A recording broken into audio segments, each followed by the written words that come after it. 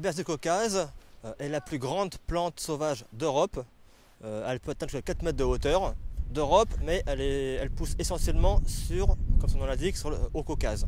Elle n'est pas présente à l'état sauvage naturellement sur la région du Pas-de-Calais, ni en France. Elle a été introduite à des fins ornementales dans les jardins ou alors conseillée à des apiculteurs amateurs car c'est également une plante mellifère. Seulement le problème c'est qu'elle a tendance à s'échapper assez facilement des jardins. Elle peut coloniser des berges et cours d'eau, également des bords de route via ses graines qui peuvent être assez facilement emmenées par le fil de l'eau ou un peu par le vent. Donc c'est une menace pour la biodiversité. Sur certains secteurs, elle peut recouvrir complètement des surfaces et supprimer la flore locale.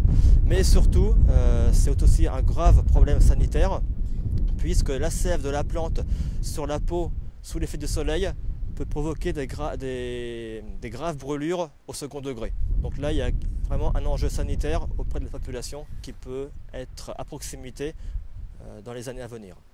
Donc nous sommes sur la commune de Chain, dans le Pas-de-Calais, en bordure d'un petit cours d'eau qui s'appelle le Faux.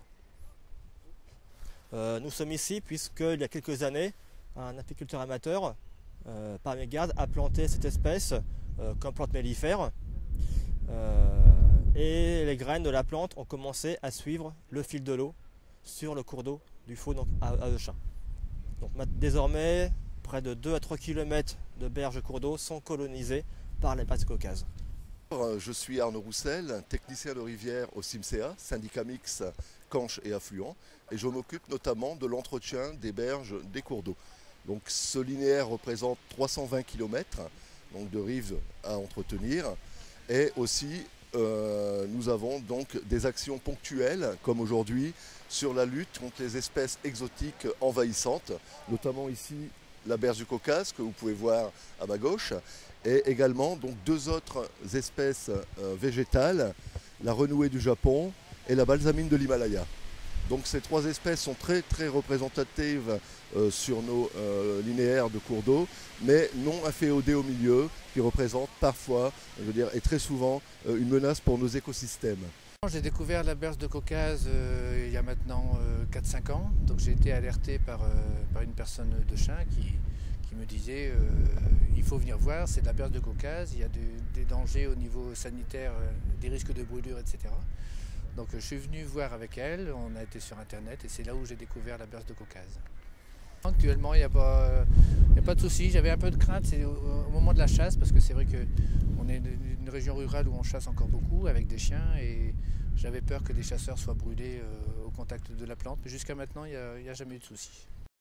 Donc les actions, la première année on est venu avec les employés communaux, on a commencé à essayer de s'attaquer à la berce de Caucase, mais vu la quantité c'était un peu compliqué.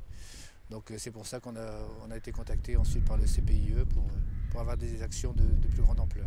Heureusement que le CPIE et puis les écoles sont là pour nous donner un coup de main parce que c'est vrai que vu l'ampleur du chantier, vu la longueur et vu on en a quand même pour 7 à 10 ans, je pense que tout seul on n'aurait pas pu intervenir. Donc pour lutter contre la berce du Caucase, c'est assez simple de détruire le pied. Il suffit de couper la racine avec une bêche en profondeur et le pied donc, ne repart pas. Donc il faut agir contre la berce du Caucase avant que les graines soient disséminées en pleine nature. Donc la meilleure période c'est le mois de mai, quand la plante n'est pas encore montée en fleurs. On a comme ça beaucoup moins de volume de végétal à détruire et à éliminer. Mais on peut encore intervenir jusqu'à début floraison.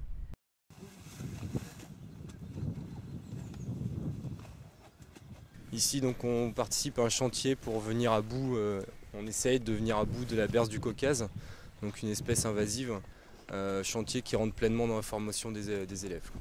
Alors on a fait appel à nous déjà depuis l'année dernière parce que moi en tant que moniteur de technique, je demandais à ce qu'on participe à des chantiers comme ça, notamment sur une problématique espèce invasive. Donc c'est pour ça qu'on a reconduit cette année le chantier en partenariat avec le CPIE. Donc ce chantier est intéressant pour les élèves dans le cadre de leur formation, parce que ce sont des futurs professionnels de terrain qui seront amenés à travailler sur des espèces invasives.